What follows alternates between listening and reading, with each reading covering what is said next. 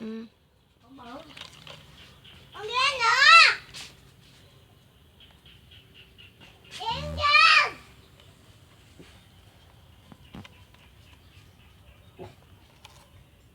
Con ghé nữa. Rồi nè.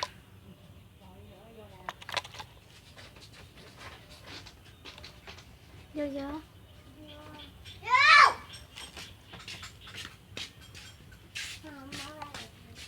Ừ, bự vô gọi ra vô rồi còn Tuyển nữa. À, Tuyển vô rồi. Yên chưa? Tuyển chưa vô kìa.